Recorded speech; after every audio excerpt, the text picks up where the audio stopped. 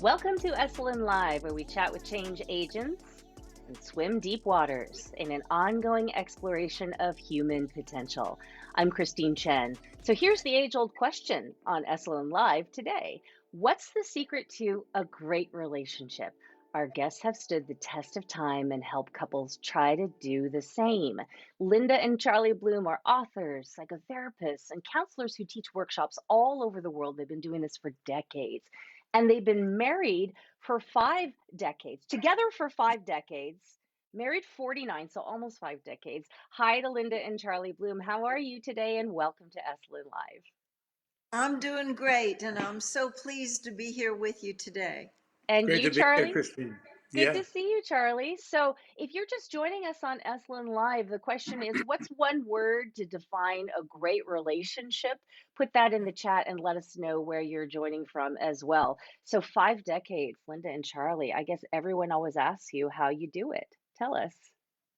Well, the word open hearted comes to mind, also open minded, and to live in a relationship fully present with a good work ethic, to be able to learn how to become the partners of our dreams rather than looking for our partners of our dreams, to take the level of responsibility of I am going to use what this relationship tosses up for me to learn to be a more evolved version of myself, to be more compassionate, to be more courageous, to be more resilient, to be more patient.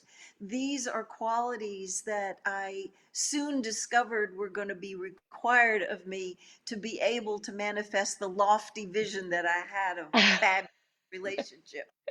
So, Charlie, why don't you weigh in on this? I want to hear from you. What's your secret on your side of this?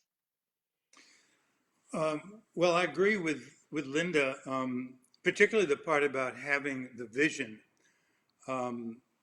We often teach by using examples of our own experience. And one of the things that I learned pretty early on was that we're very different people. And, and in the work that we do, I realize that we're not unique in our own uniqueness, that most couples have very strong differences, which is one of the reasons that they are attracted to their complements. But that doesn't make it easy because we also all have the tendency to think that our way of speaking, of doing things, of seeing the world is the right way.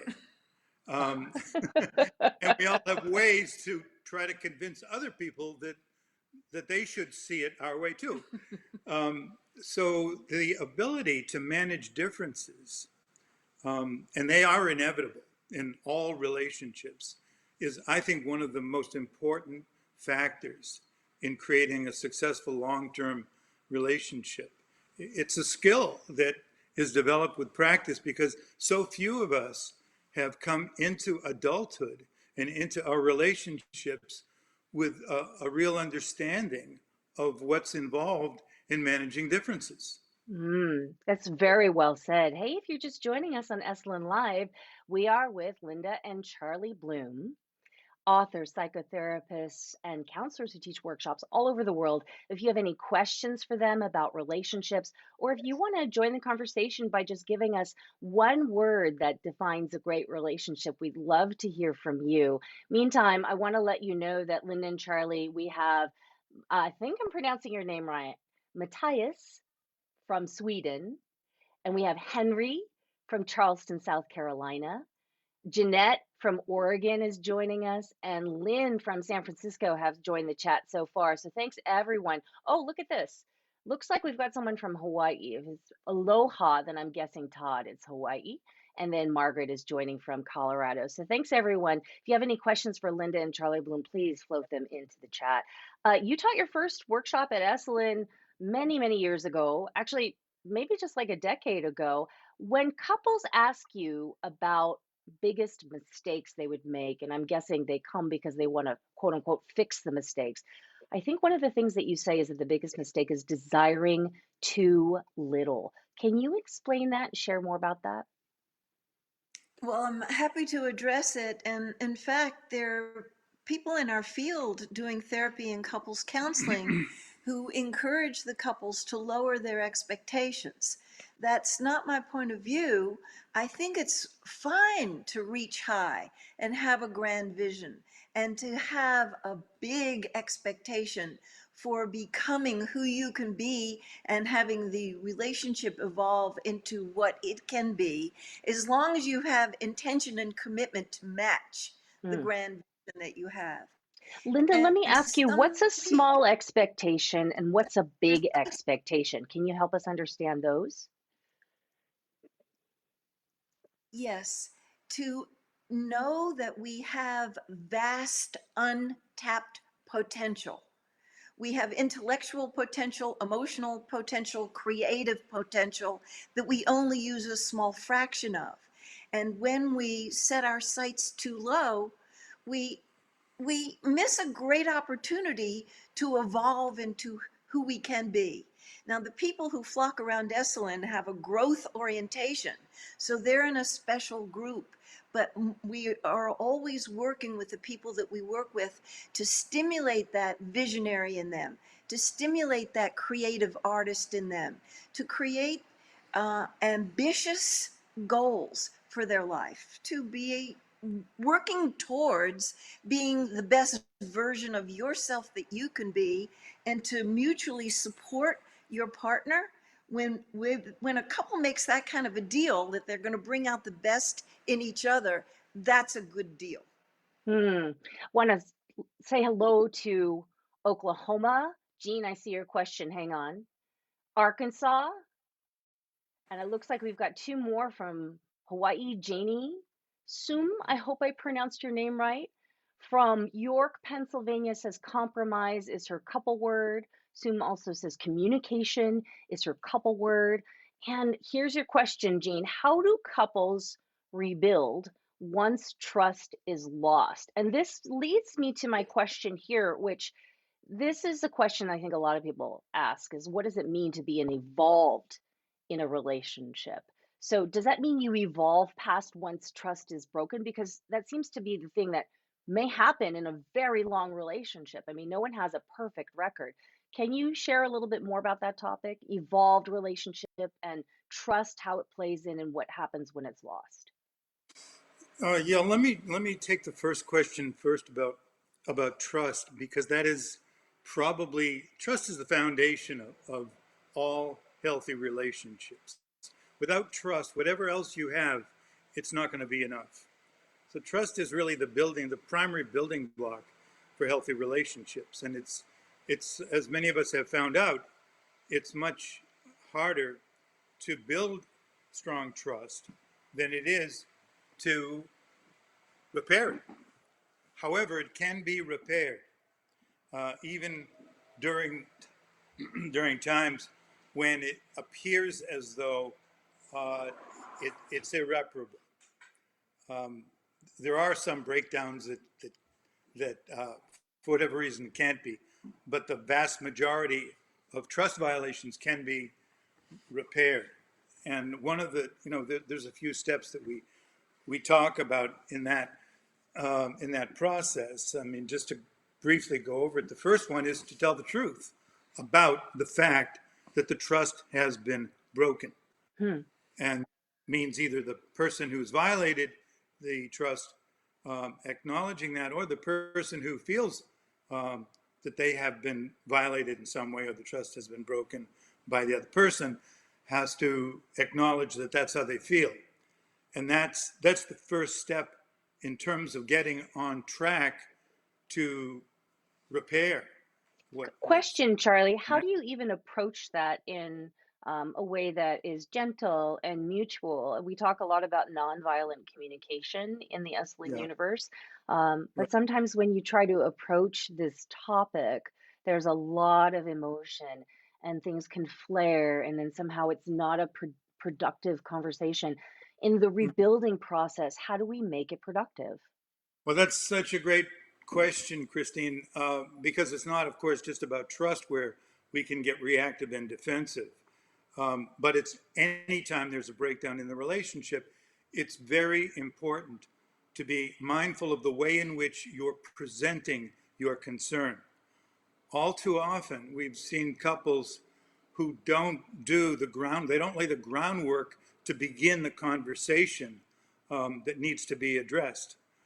You have to have a conversation about having the conversation that you want to have first. You know, like there's something that I really would like to talk to you about. Is this a good time? Um, and and then get their agreement right up front. And if they don't agree, then come up with another time that you can have the conversation. Can you show us with Linda what that looks like?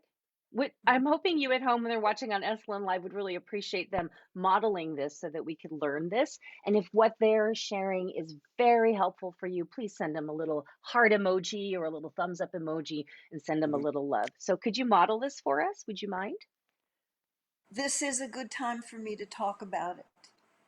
And I want to address it right away. I don't want it to go underground. And I'm going to pledge to you right now that I'm going to speak to you about how I'm feeling about the trust not being as high as I want it to be in a responsible way.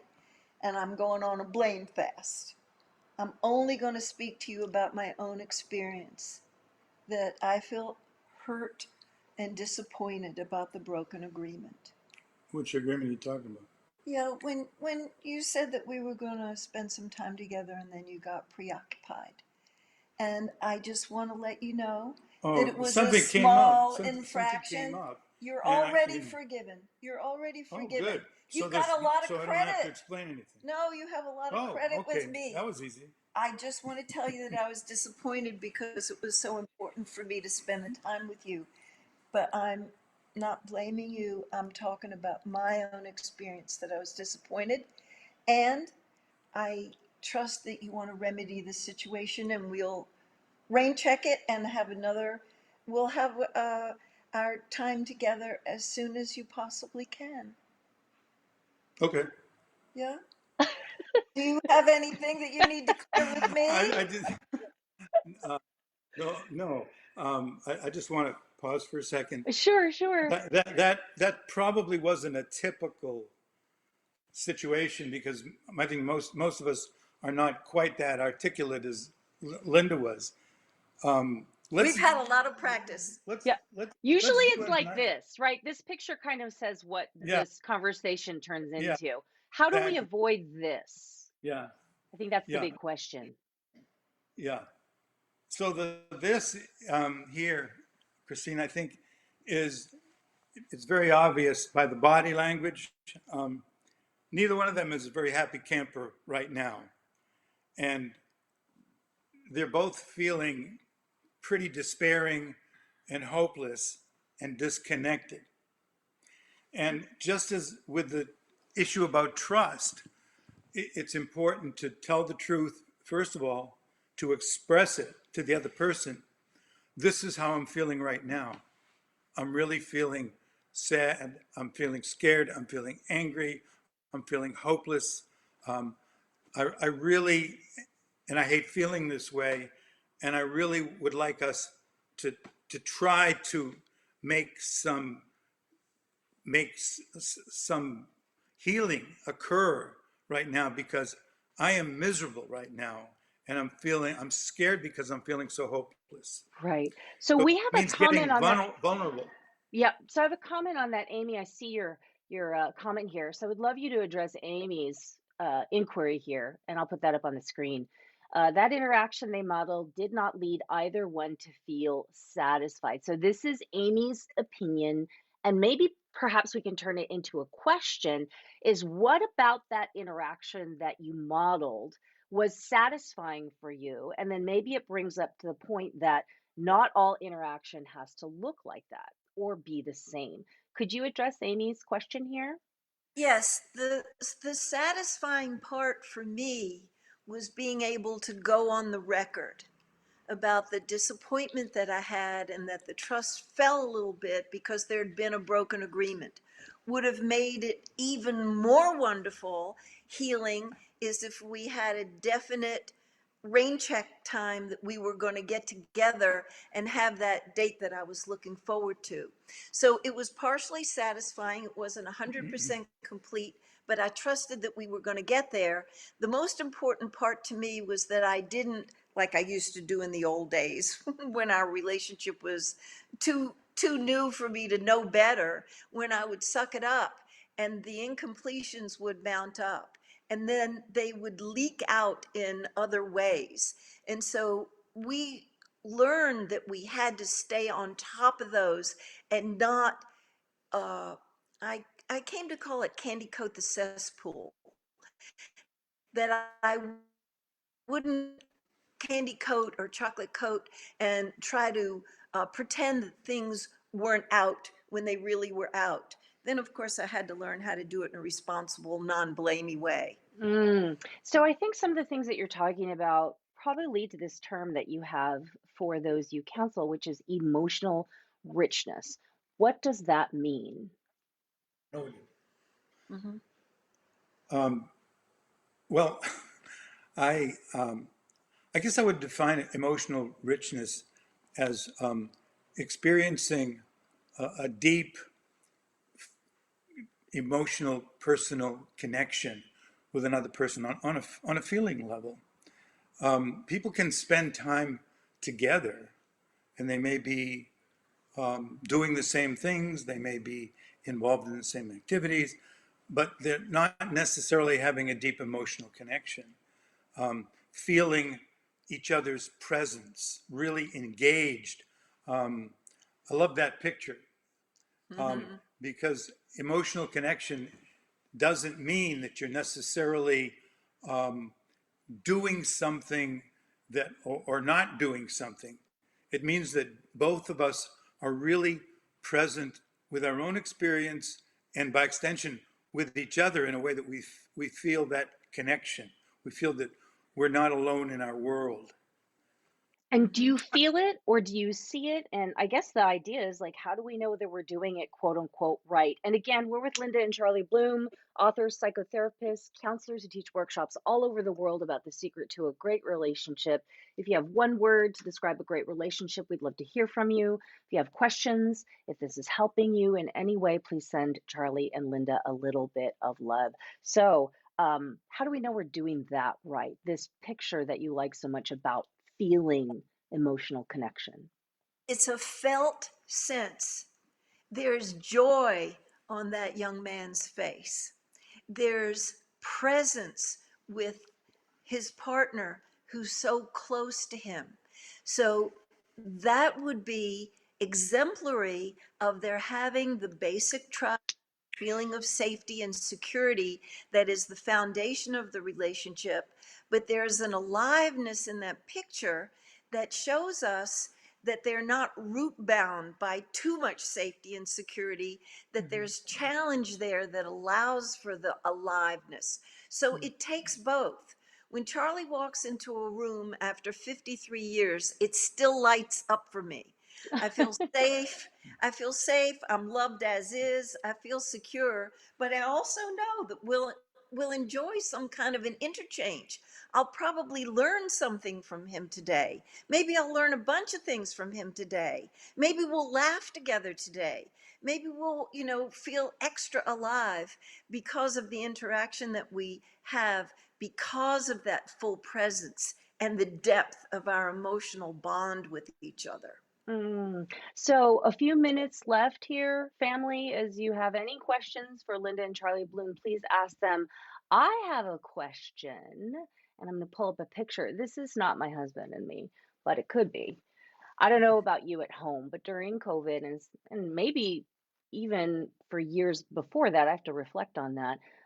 Our together time is like binge watching, watching a favorite show together. If that resonates with you, please let us know in the chat. But I want to ask you, as relationship experts, Linda and Charlie, is this togetherness? Well, looking at the picture, I would say absolutely. Um, Togetherness is not necessarily, like I said earlier, engaged in the same activity in a way that you're both doing something together physically.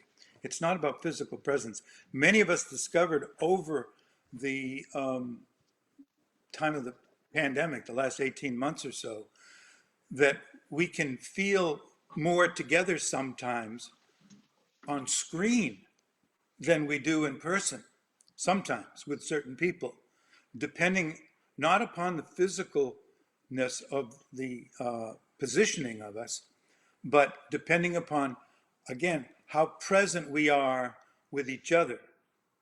So sometimes we can be together in what seems like um, an environment that makes us feel together, but we may not. We may be sitting together watching TV and we're in our own worlds. We're not even really conscious of the other person's presence. Mm. And we can be doing activities together without talking to each other and feel more connected than we do sometimes when we talk, depending upon the quality of the communication. Are we talking just about things that need to be done to take care of the kids, tasks, responsibilities? Or are we really expressing things that are meaningful and personal to our own experience? Are we open with each other? Are we receiving each other? Are we communicating from a place of honesty? These are all beautiful thoughts. We have to wrap up now, but just a last thought here, Ulrika from Sweden, Stockholm. Just the presence of each other is really nice. Thanks for all your comments, everyone.